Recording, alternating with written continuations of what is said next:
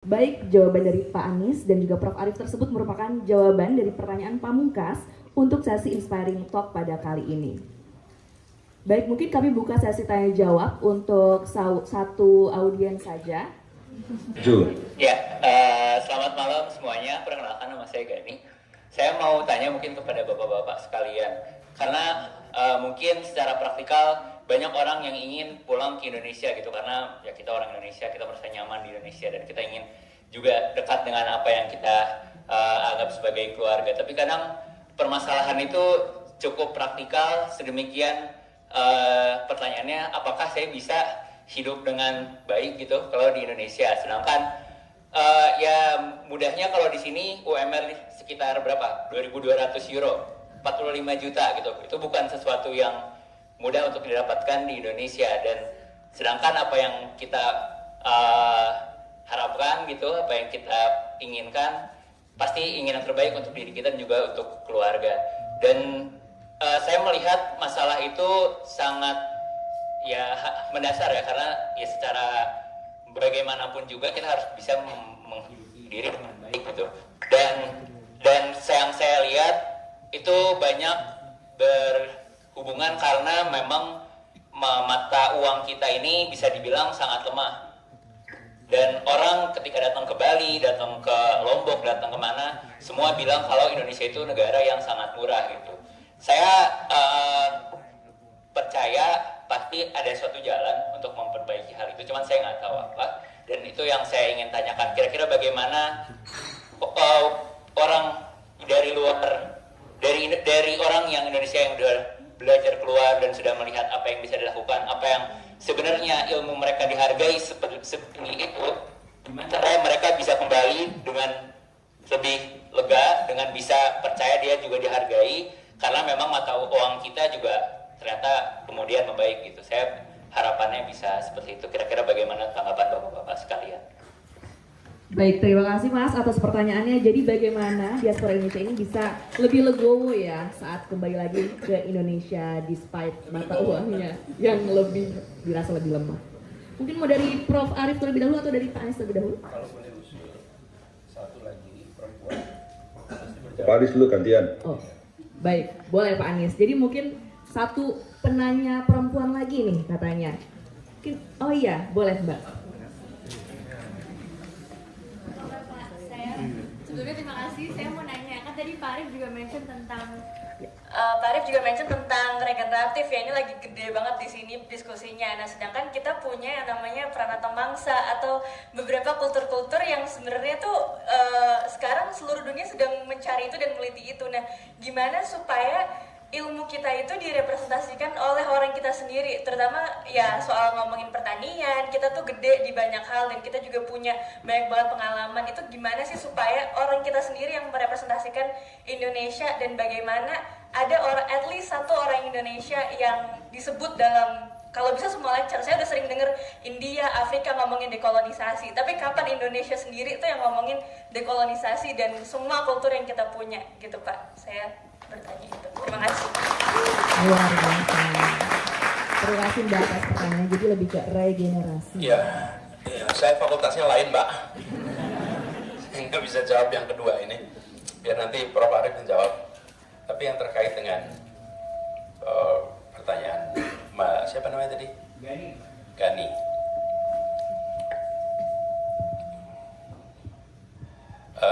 Gini Gani. Biar Anda juga lihat saya gitu. Biar nengok-nengok kanan kiri gitu kan. Gini, saya cerita pengalaman pribadi ya. Selesai saya sekolah, kemudian di Amerika, master PhD, sudah itu saya bekerja. Saya bekerja sebagai Head of Research Department di sebuah perusahaan namanya IPC, Asosiasi Perusahaan Elektronik Sedunia. Doing well, financially. Dan ketika bekerja di situ sebagai research manager, kita mendapatkan, kalau bicara tentang personal financial independence, yes, it was there, way beyond minimum wage. Nah, ini yang saya mau sampaikan teman-teman. Pada waktu itu kami memutuskan mau kembali apa tidak. secara konstitusional kami tidak punya tanggung jawab. Kenapa? Seluruh beasiswanya nggak ada yang dari Indonesia. Seluruh beasiswanya dapat dari kampus. Jadi nggak punya tanggung jawab konstitusional tuh, untuk nggak ada tanda tangan tuh yang harus dipenuhi. Kalau LPDP pun tanda tangan kan, harus pulang. Nah, ini teman-teman, dalam situasi should I return, should I stay? Terus kalau pulang, pertanyaan, will I face crash landing? Apakah ada opportunity nanti? Apakah nanti akan setara dengan value yang kita pelajari kemarin? Nah, di sini teman-teman, saya mau usul, you define your mission. Anda definisikan misi Anda itu apa? Misi pribadi Anda ini apa? You define your mission. Kalau Anda nggak define your mission, Anda selalu tanya, should I go home, should I not go home? Should I do this, should I not do this? No, jangan tanya sama orang lain. Tanya sama diri sendiri, misi Anda apa? Kemudian di dalam misi itu ada pertanyaan, Indonesianya di mana di situ? Anda terapkan di mana Indonesia ini? Itu harus Anda putuskan. Nah, misalnya begini, misi saya ABCD, lalu Indonesianya saya akan terus kontribusi Indonesia, tapi jarak jauh. Go ahead. Atau bisa mau pulang boleh. Nah, saya merumuskan apa yang mau saya raih. Pekerjaan yang saya harapkan memenuhi 3 kriteria. Waktu itu saya rumusin nih. Kriteria pertama, intellectually growing. Pekerjaan itu harus memungkinkan saya secara intelektual tumbuh. 1. 2. Financially strong. Sufficient, bukan jadi billionaire, tapi independent. 3. Socially impactful. Nah, apa yang terjadi? Pekerjaan saya di Amerika memenuhi 2 pertama. Tapi yang ketiganya nggak dapat. Nggak ada itu yang ketiganya tuh. Social impactful nggak ada sama sekali. Ya di situ saya hanya bagian dari satu struktur masyarakat di mana saya ikut berkontribusi di situ dan mendapatkan reward sesuai dengan yang ada di situ. Kemudian saya putuskan pulang. Tapi kan pulang nggak kemudian pulang begitu aja, bukan? Pulang itu siap-siap, antisipasi, dan itu mau pulang itu seperti mau terjun payung, teman-teman. Terjun payung itu tegangnya pas loncat. Kalau payungnya terbuka, tenang. Kalau nggak terbuka, crash landing. Nah, sekarang apa membuat payung itu terbuka? 3. Yang tadi disebut oleh Pak Arief. Entrepreneurship, leadership, ethics. 3 ini yang menentukan. Jadi di balik knowledge yang Anda miliki, Anda harus memiliki kemampuan entrepreneurial itu bukan kemudian Anda menjadi pengusaha, bukan.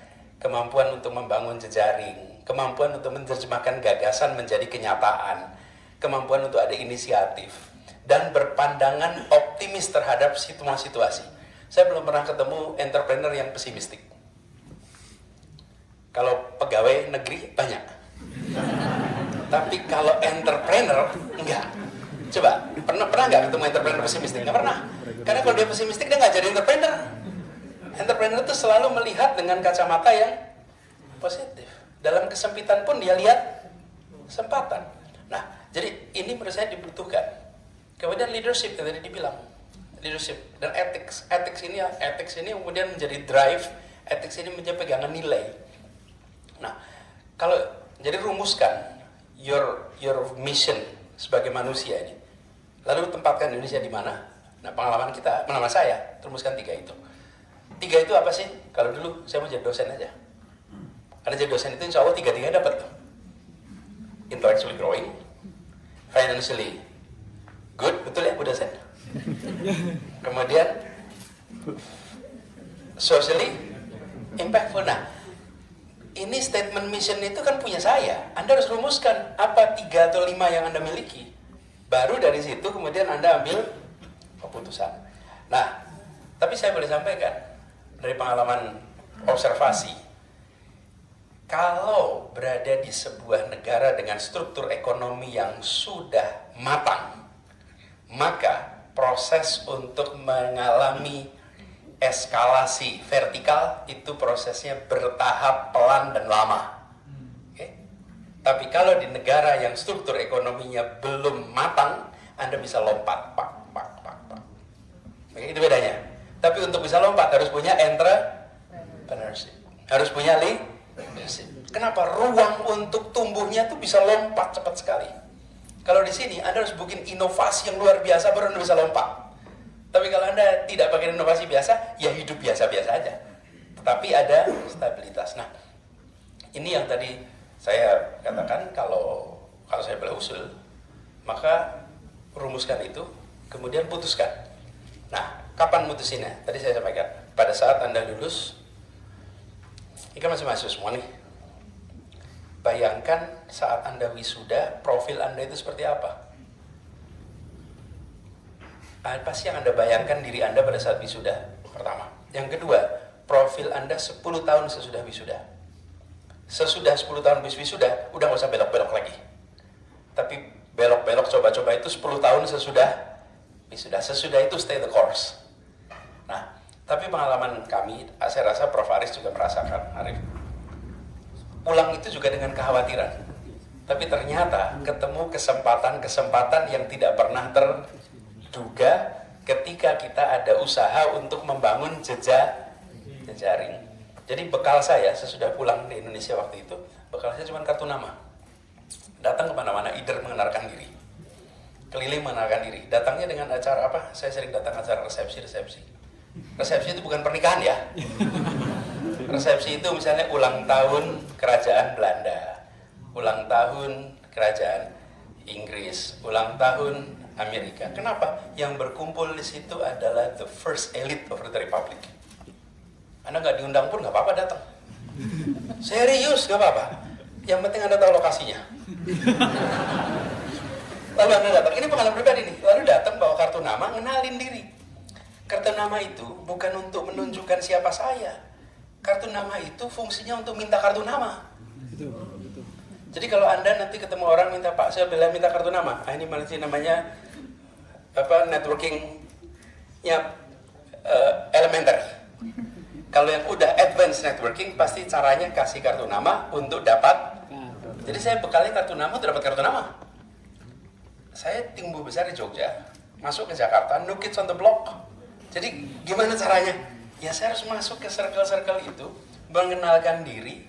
Sesudah itu, saya minta waktu untuk ketemu. Dan gak usah WA tiap hari, SMS tiap hari, malah di-block kita kan nanti. Tapi cukup dapat nomornya, dapat kontak, lalu habis itu bicara sekali. You talk to them, build that network. Dan itu yang kami kerjakan. Ini yang kemudian kalau refleksi, itu namanya entrepreneurship. Membuka kesempatan-kesempatan, dan muncul kesempatan-kesempatan baru. Karena bidang saya waktu itu political economy and development, bidangnya public policy, maka saya masuknya di circle itu. Tapi kalau teman-teman bidangnya bidang lain, ya masuknya circle yang lain. Tapi cari di mana Anda bisa membangun networking ketika pulang. Dan disitulah saya sebut juga muncul kesempatan-kesempatan baru yang dulunya tidak terduga.